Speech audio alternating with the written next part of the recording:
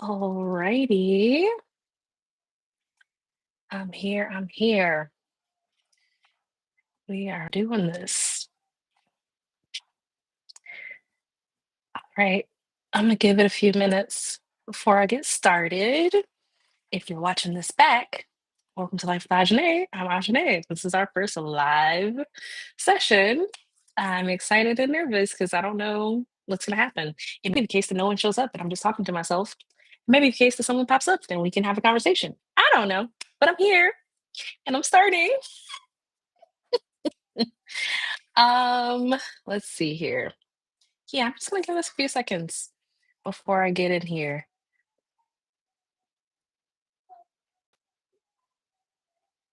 Let me play around with some of this tech. Oh, you can share screen.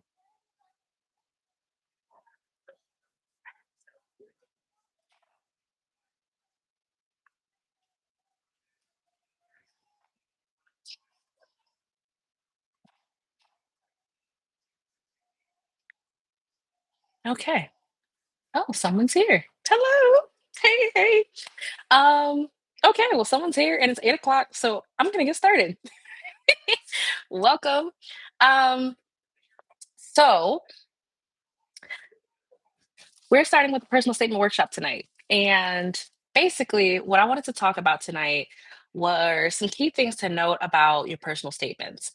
At this point, we're in November, and this is like hot season for when a lot of people are getting back into the personal statements. They're finishing up LSATs or stressing because they need to take another LSAT, and they're like, "Ah, I didn't get with the score that I want." And you may or may not have started your personal statement, or if you started it, maybe you like have a rough draft. A lot of people have not really started yet. So I wanted to be able to offer a workshop for people so that you have some tips on your journey. This is going to be free. I'm going to get some basic information of things to be mindful of. And yeah, at the end, I'll talk a little bit more about what we can do past tonight. So, first things first, what is a personal statement? A personal statement is generally something. Let me be clear. We're talking about law school admissions, right? So, with the law school admissions personal statement, this is going to be something that generally the law school is looking to answer a couple questions about who you are. And specifically, what they want to know is why law school, why now? If you are generally answering those questions in your personal statement, you're generally on track with what you're supposed to be doing. Now, that's like a general basis of what's a personal statement supposed to be, but I'll say like the exact rule of what a personal statement is really school dependent, especially nowadays when a lot of the personal statement things have changed. I talked a little bit about this in one of my Lawfully Her series videos. I think it's a couple different videos actually. But if you looked at all at the law school applications, then what you'll notice is that a lot of different schools have a lot of different things outlined in their prompts. Now, luckily, I will say that generally, if you answer why law school, why now, I still think that you're prepared for the majority of the personal statement prompts. However, uh, there are particular schools that want a little bit more information. And one school I can think that has a really distinctively different personal statement is like a Harvard, for instance. Harvard says that they no longer even want a personal statement. They want a statement of purpose and then a statement of perspective. So they want two separate statements. One to talk about why you're going to law school and why now, and then a perspective one of like what's more of your context and where do you come from. And there are other schools that do things like that too. Let me see. What's another one? I think Berkeley, they have like the general personal statement prompt, but then there's like other things that they want you to work in there. Sometimes there can be like font specifications. There's different page limitations to different schools. So, although I would say the general understanding of what a personal statement is for law school applications would be why law school, why now. Again, you're gonna have to like go into each specific school's prompt for the personal statement and just make sure that whatever it is that they're asking you to answer, that you're answering that specific prompt. If they want to know uh what specific career path you see yourself going into, make sure you put that in there. But you want to make sure that like you're answering the prompt as it's specified. Do not miss out on those opportunities because that could be a make or break for your application. If it's up to you and someone else, and then they look closely and they're like, "Well, you didn't really answer our prompt, right?" That would just suck to really lose out on an opportunity because you missed out on something by not reading carefully. So that's like my number one thing is please look at the prompts, check, make sure that you have a clear understanding of what it is that they're looking for. Okay. Um Now, here's what I want you to do. For the why law school, why now questions, this is a time and a space where I want you to write that down if you have not done that for yourself already. So, I want you get some paper, get your computer, whatever it is that you need to do to like grab something that you can like write, whatever is most effective for you to write. Go ahead and do that. Grab that thing, and I'll give it a second. Mostly doing this for playback at this point, because you know.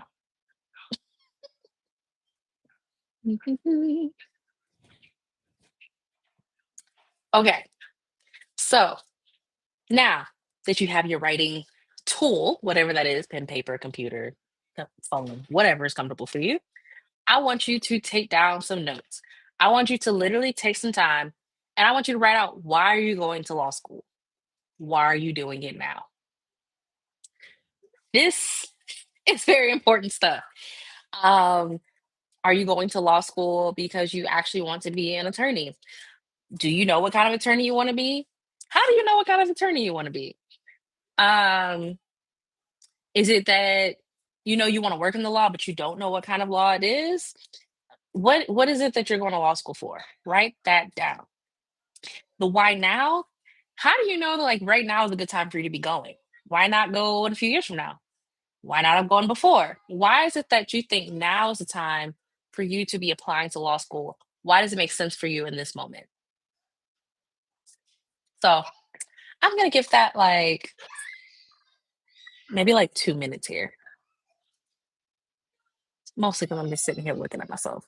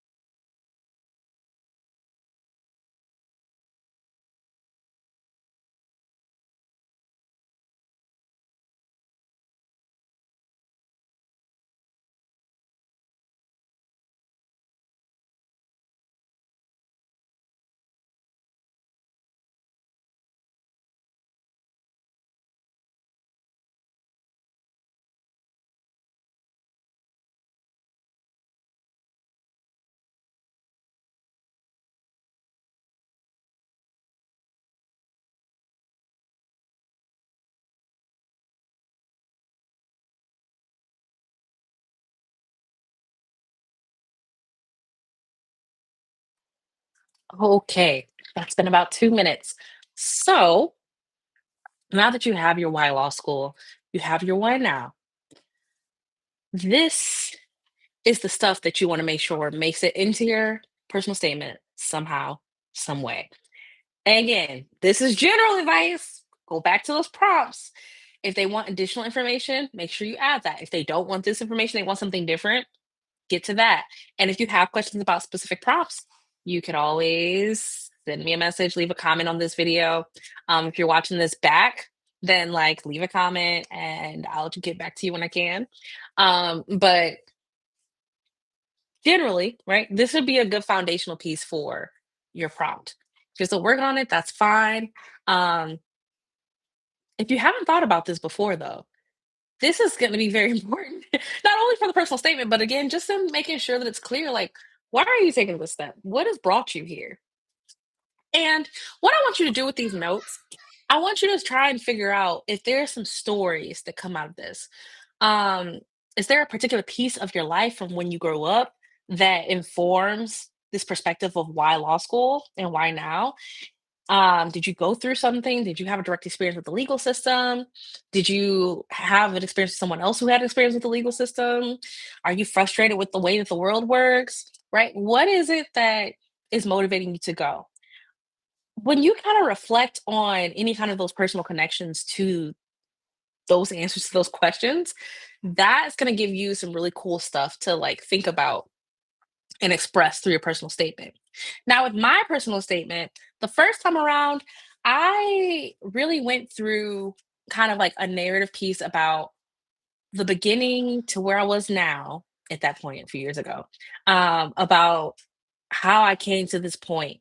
I have been doing research, and my research led me into these really interesting questions about Black people and colonialism and the impact of colonialism in Black people. And when I looked at things structurally, I was like, well, colonial structures are still present in the legal system. And researching is cool and all, but like we could really be doing something about this instead of just talking about it. Right. So that initially led me into pursuing law school that first time around. And that's kind of what I wrote about. That was my why law school, why now is like, I was like, it's time for me to get into the action. This time around, very similar story, but I chose to tell that story in a little bit of a different way. Something I talked to you all about before already in my Lawfully Hers videos was I told it from a little bit of a vignette at the beginning, in which I talked about puzzles and my love for puzzles.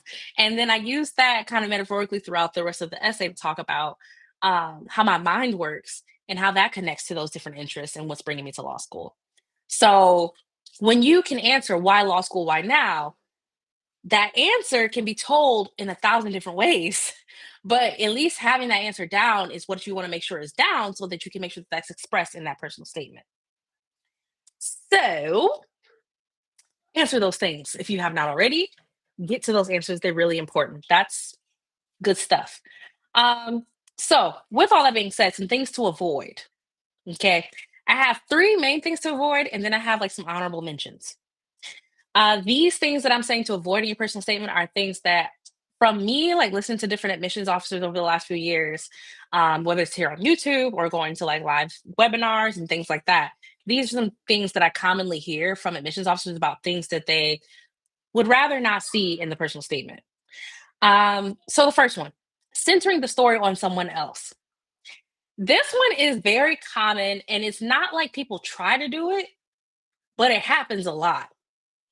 And so, what I mean here, okay, say you want to go to law school because um, someone in your family was wrongfully accused of a crime, and you saw them go through this, and it was really impactful for you. You were like, oh my gosh, how could anybody deal with this? And you were like, I want to stop that from happening to anybody else ever, ever again. Okay. Now that's powerful experience, but how some people might tell that story might be talking about, well, all the things that that person went through. Oh my gosh, they were picked up by the police, and then the police interrogated them and accused them of all these horrible things, and they almost got a charge, and then they were saved by this attorney and blah blah blah. Like you're telling that person's story. But what you forgot to do was to come back to you. And actually, what a lot of people might do accidentally is they'll spend like two, three paragraphs on someone else's story and forget to tell their story. So, my number one thing is when you are writing your personal statement, please read that thing. Is this really about you or is it about somebody else?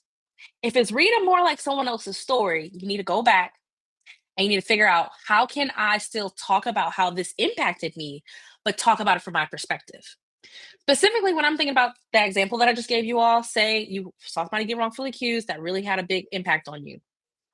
You can say, "Hey, growing up, I saw this person get wrongfully accused of a crime, and I thought that was really horrible." And then tell me more about why you thought that was really horrible. Tell me how it felt for you to watch that person go through those things.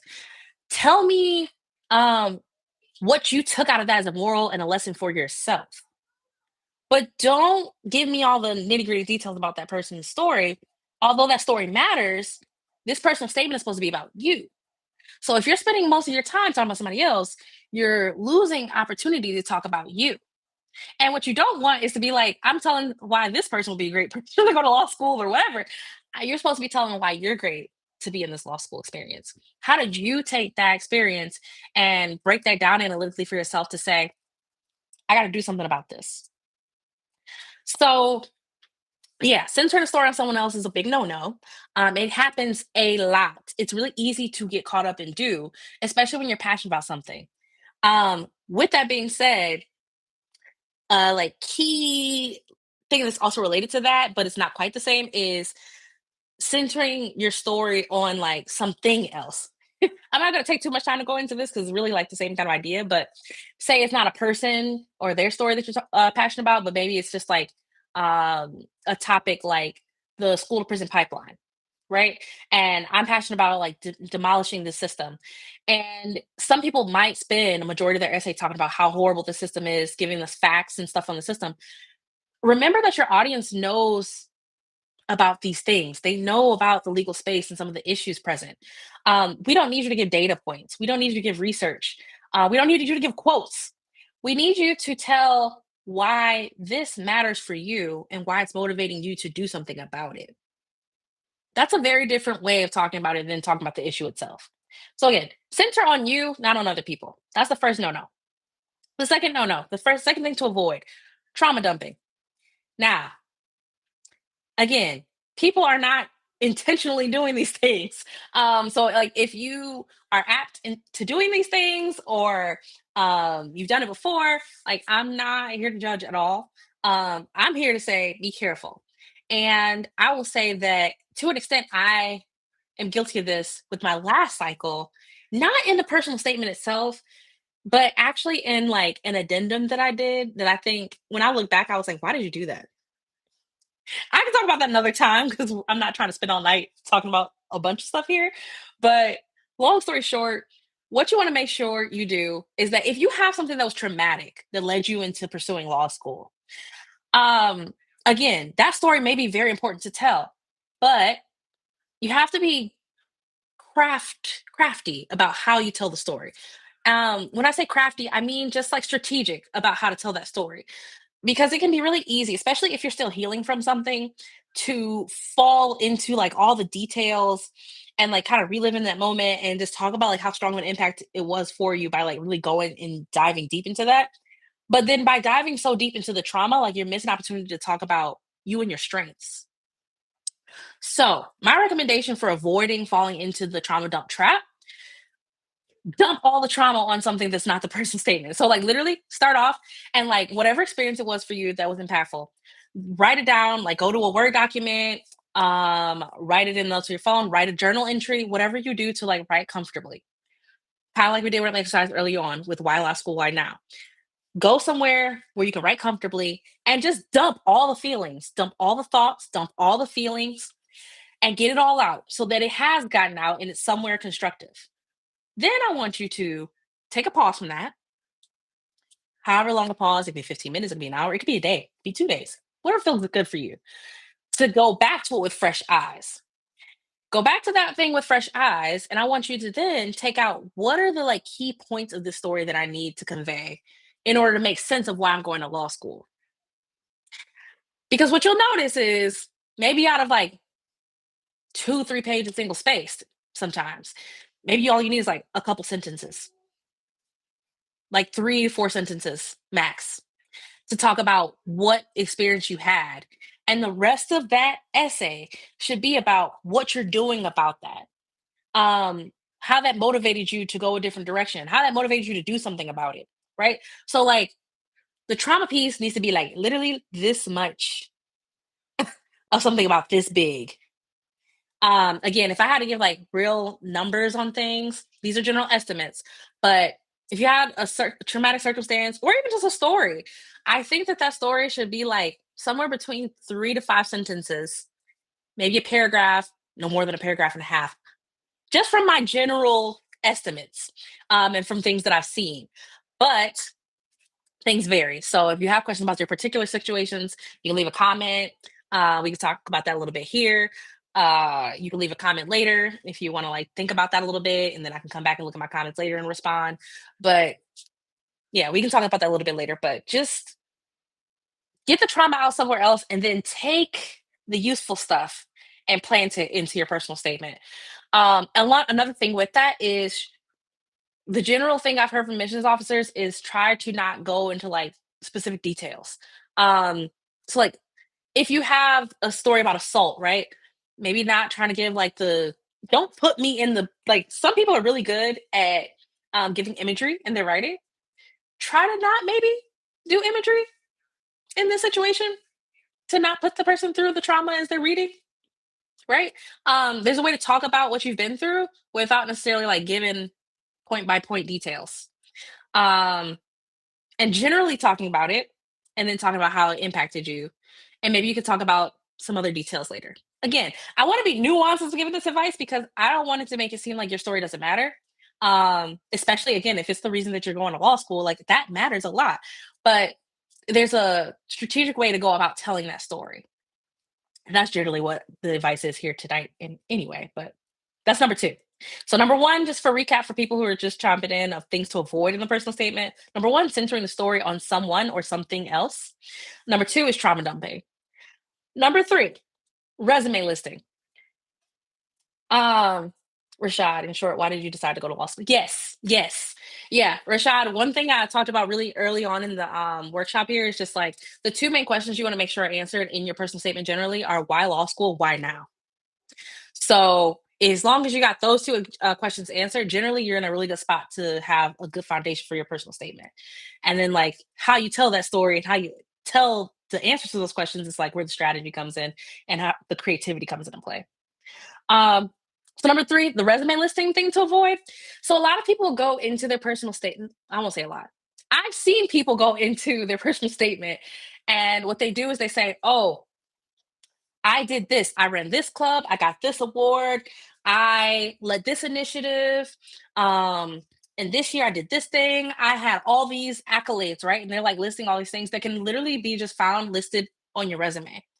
And the problem with that is we already have a document to tell all those things. That's the resume. They literally ask for your resume.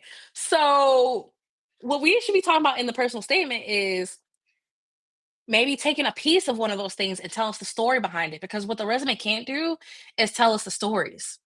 Maybe you did lead this really cool initiative. Tell me more about that initiative and why that matters in your impact to go to law school. LOL, why did Ajani decide to go to? Oh, Rashad. Okay, I'm gonna get to you in a second on that. I'll explain why I went to law, why I decided to go to law school in a minute.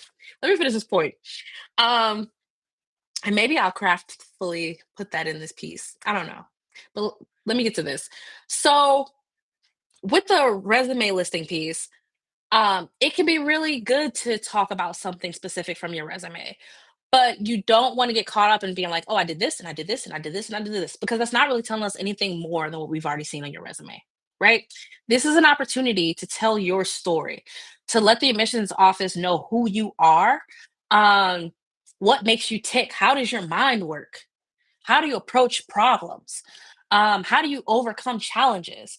These are the types of things that you can talk about in this space. And when you just list all the things you did without giving further context of how that things came to be or how you moved in those spaces, what that looked like, what that felt like for you, then we're missing out on opportunity again.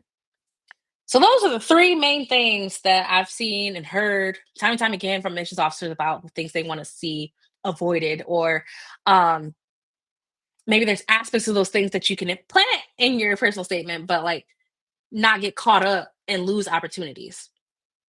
Okay. So Rashad, going back to your question about why did I decide to go to law school? So real quick, I decided to go to law school because I was sick and tired of just researching. A little bit of context. I was in a graduate program in philosophy, which is why I do some philosophy on my channel because I love philosophy.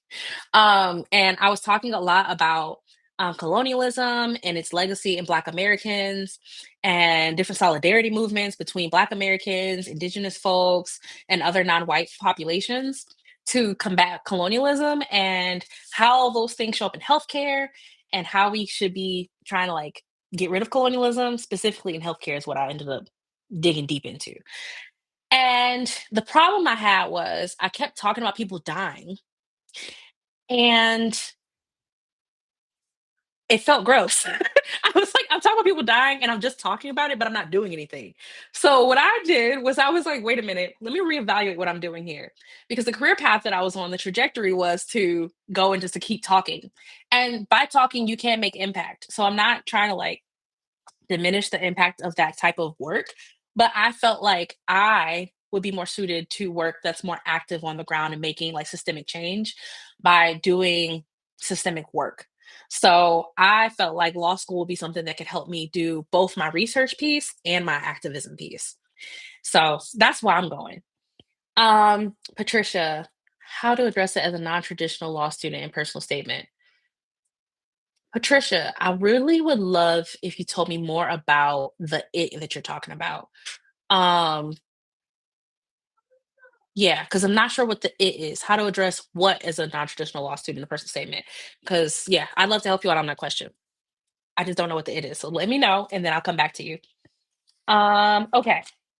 So quick recap again. Personal statement is why law school, why now? Answer those things. After you answer those things, you have a good basis. But make sure that for whatever law, every law school that you apply to, please go back to the prompt because some schools' prompts will not be just answering those questions. You have to make sure that you're answering the prompt as stated. Do not miss out on that. Do not just say, "Oh, Ajna, you told me just write why law school right now, and I was going to be good." No, no, no, I did not say that. I said it's a good start. The thing you need to do is go to every law school you're applying to and make sure you look at the specific prompt of what they want you to answer and put that in there. Usually, it amounts to those two questions, but sometimes it's a little different. So be careful. Then the other things are just the three things to avoid so far: centering the story on someone or something else, trauma dumping, and resume listing. My honorable mentions, there's two of them. Um, Quotes and weaknesses. So what I mean is, um, admissions officers. I've heard this like quite a few times. I've seen it in like written form on like little handouts law schools have given out. I've heard it from literally admissions officers or admissions deans in podcasts.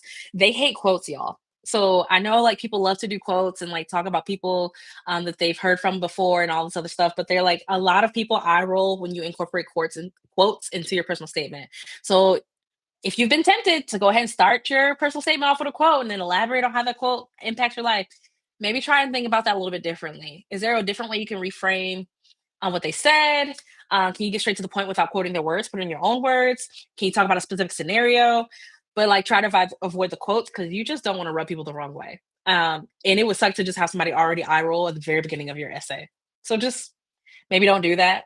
Um, there could be exceptions, I'm sure, but that's just again general things I've heard. The second thing is weaknesses. So a personal statement is not the place to address your weaknesses, like why you did poorly in school, or why you did poorly on the LSAT, or just different things that you struggled with. I'm gonna elaborate on that a little bit, but there's addendums for that, right? So if you have something you want to say about why you struggled in school, why you struggled in the LSAT, or things like that, some specific weaknesses to give further context to you and who you are, put that in an addendum. Usually, I'm saying usually, and I'm pausing there because there's some context in which you might be able to talk about a challenge that you overcame in a personal statement, and that could be good. But make sure that if you're doing something like that, that is very clear about how you overcame, because you want the personal statement to be a space to talk about your strengths and what makes you a strong candidate for the law school. Okay, now I'm going back because I see Patricia came back. Reason for going to law school without going into too much details. Oh, okay. Um, so Patricia, how to address your reason for going to law school without going into too much details. My general advice on that, and we could talk a little bit more about this a little bit later too. But my general advice for that would be write down your answers to yourself. And I want you to see what the story is there. So, for instance, if you are going to law school, you said non-traditional, so usually that means something like maybe a little bit older, you have some work experience, maybe you have a family. There's a bunch of different things that can mean. But let's just say you're an older student, you've been in the work field and all this other stuff, and your work experience is the reason that you're going. Okay, you can literally just say something along the lines of, "Hey, I've been working in this field and I've seen like all these problems in this field from my work experience and from my lived experience, and I want to work on those things." Right? Getting straight to the point of the matter instead of like spending a bunch of time elaborating on that matter itself. If at the end of the day, you're only spending like 2 to 3 sentences on something else, and then you bring it right back to you and your motivations and how you think and what you want to do, I think that's a good starting point to kind of avoid too much detail on the issue, um, and going into having a lot of detail about you. That's my like general advice there. Hopefully that helps. If it doesn't, you got some more, let me know. Okay. So my last little section here that I wanted to talk about with the personal statement is like what to do. The number one thing here is have an engaging story. So earlier I asked you, please write why law school, why now? And I want you to think about what are the different ways that you can tell that story. Now, there's three different techniques that I have listed out. Um, Three different like essay structures that you can use to kind of tell a story. If this isn't something you do much, you're like, I don't do writing, I don't like writing, I'm just not my thing. I don't even read that. Like, it's okay. I have three structures that are like commonly seen in personal statements that give opportunity for really strong personal statements. And I'm also going to paste a link at the end of this. I'm going to paste a link to a video in which it was a really good podcast episode where you had a former law student, or maybe I think she's a former law student, interviewing an admissions dean about what makes a strong personal statement.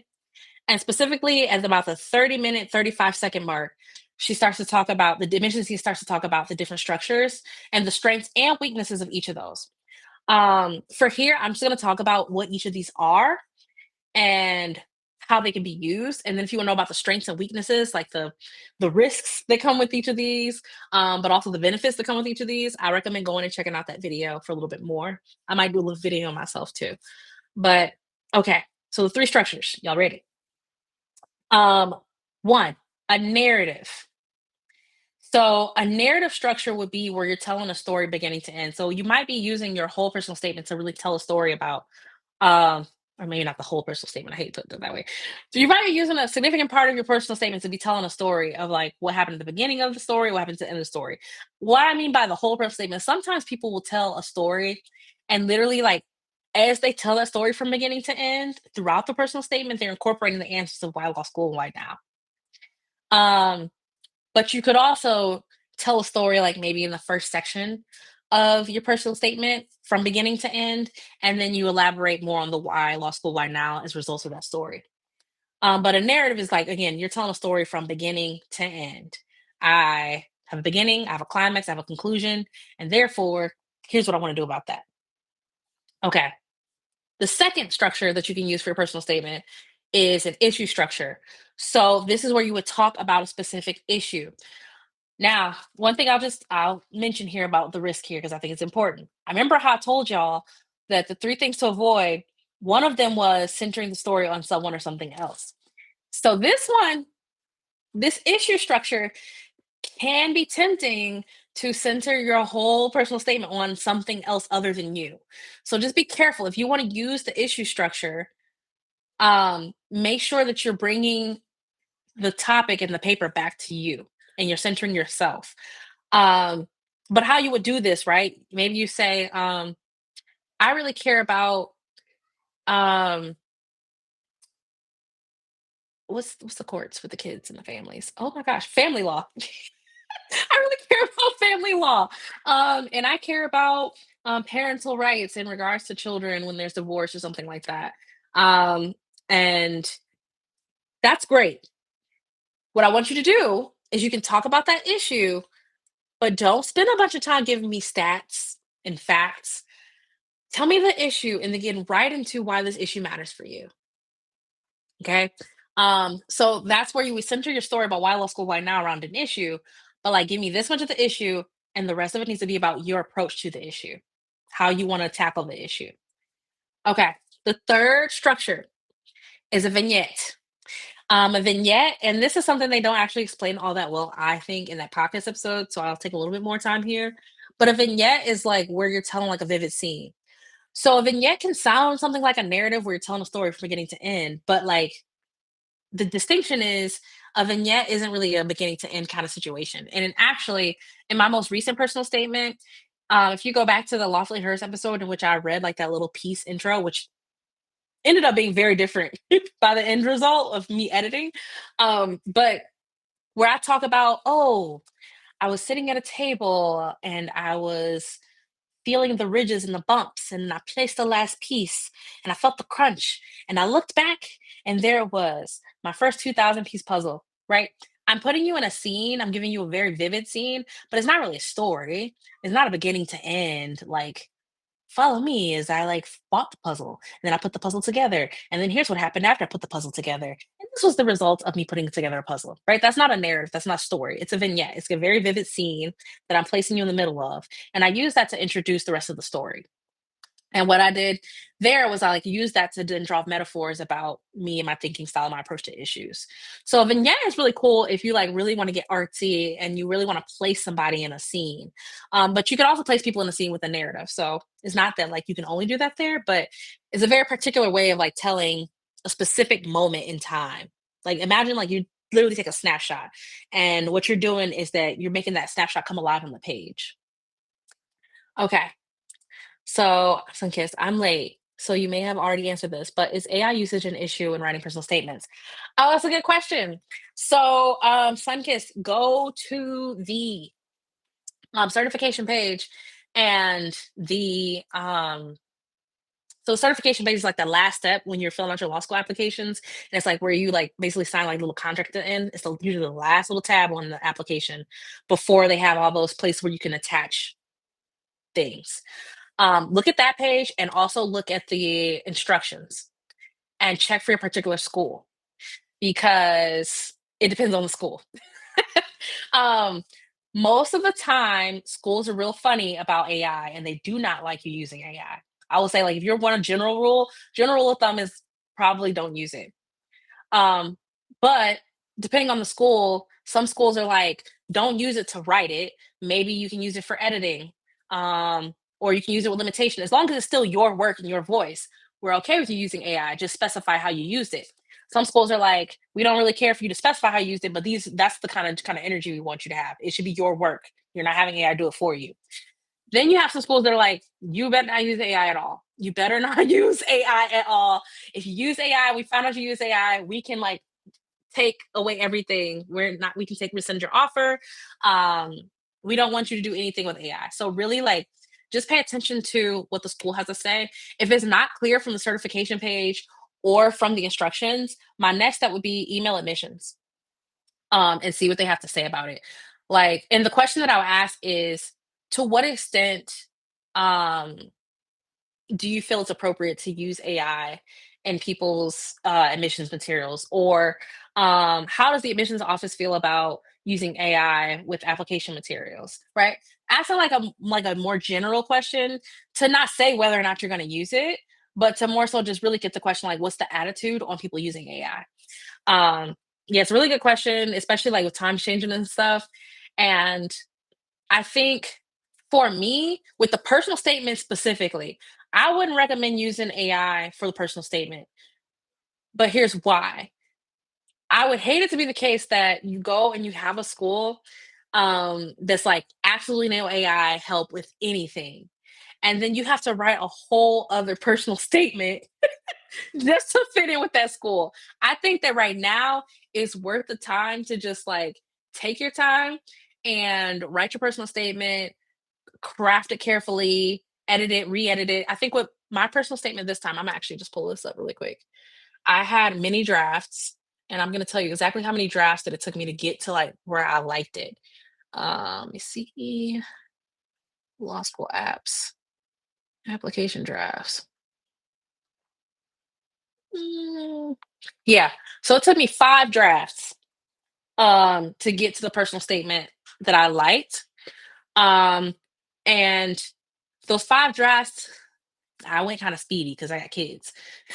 But the 5 drafts I did over the course of about 2.5 days, maybe 3. Um, but they were like 5 very, like, very different forms of what I started with. And it took me some time, but as you saw, like, if you can kinda hunker down and craft out time for yourself, that 3 days wasn't that bad to, like, do it.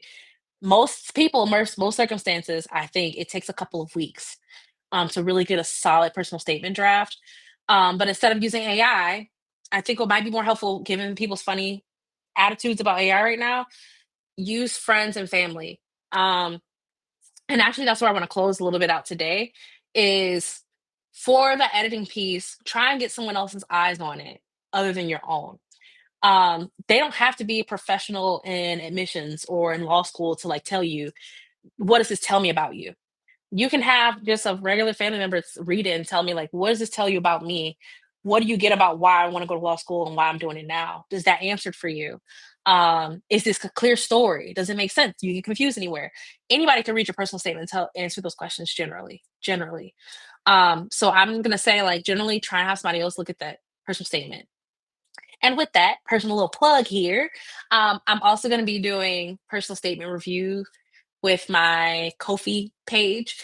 I'm gonna be offering personal statement reviews starting about $25 just to like review it, give some comments, some really specific feedback to your personal statement. If I get overwhelmed or I find that that's not really good from how like time, it's taking too much time, I might raise the price. But like $25 seems reasonable for me. Literally, I'm just gonna like read it and give you like my first thoughts and comments. I'll have you send it to me as Google Docs so I can do like live comments, and then you have ownership over that. You can control who sees it and stuff like that. But yeah, if you want me to look over your stuff, you don't have other people to look over it. Um, I'm doing the review for $25. But you can also do that for free with friends and family. Um, so yeah, that is where I'm closing, y'all. That's what I'm doing. And I thank y'all so much for joining me tonight. Um, before I like fully close off of here, try and get my kids down because they didn't want to go to sleep at one time tonight, of course. Um, does anybody like have any like last minute questions or anything they want me to answer? I'll stay here for like another minute or so. Information. Thank you. Thank you, Patricia. Mm. Okay. I'm going to tap out. I hope you'll have a lovely night. If you have any other questions or concerns or anything, leave a comment in the video and I look at my comments and I answer them as I can. So I'll see y'all. Thanks so much. I feel good. People actually came to the live, so I wasn't talking to myself the whole time. All right. See y'all. Have a good night. Bye.